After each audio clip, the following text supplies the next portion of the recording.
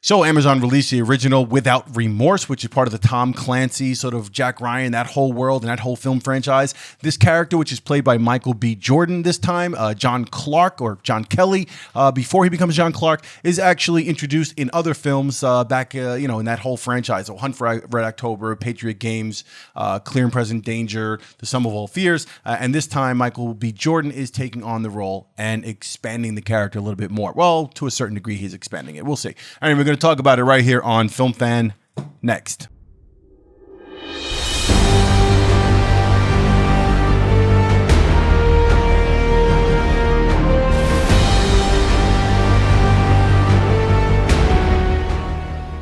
Hey, welcome to Film Fan, my channel where I discuss film, all things film related, streaming, movies, and collecting content, Blu-rays and stuff like that. If that is also your thing and you're new to the channel, I appreciate it if you go ahead and hit that subscribe button right now, along with that notification bell so you know when I put up new content and you don't miss it. I truly appreciate having you here. Okay, so the Tom Clancy novel Without Remorse, brought to screen by Amazon. This was based on the 93 novel by Tom Clancy, and it follows in that whole, the Jack Ryan franchise movies. Again, as I said in the intro, this character, John Clark, was actually introduced in a couple of those movies.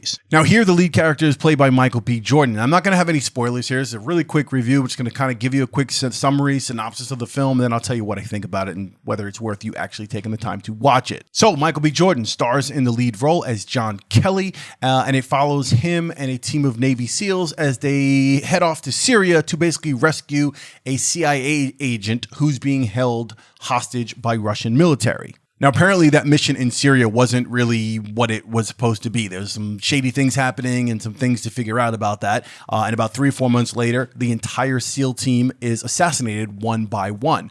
When they come for John Kelly, for Michael B. Jordan's character, they find his pregnant wife in bed. They wind up assassinating her. They put some bullets in John Kelly and they leave him for dead. So John Kelly spent some time in a hospital. He goes through some physical training, he recuperates, gathers up his strength, and decides to go on a mission to figure out who did what this is all about, what happened in Syria, what's going on with the Russians, what's happening with the CIA, what's happening with the military, the FBI, and essentially who's responsible for the death of his unborn child and his wife. Now, here's the thing.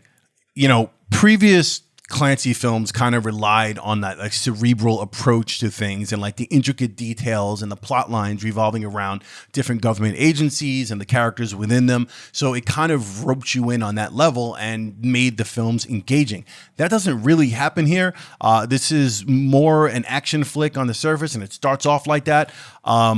But it's lacking that, again, that cerebral sort of thing that's going to draw you in and have you wondering about agencies and how they operate and all the behind the scenes shady stuff that goes on. It's just not here. Now, typically I don't, if that's not going to be there and that's not the way the film's going to play out and it's going to be all about the action, then the action should probably be visually impactful. There should be some cinematography, some editing, some fight scenes and things that are going to really blow your mind. And that's really not the case here either. It's kind of generic and mediocre as far as that's concerned. And it's nothing that's going to have you coming back to it, again and again and saying that this is a great action film at all.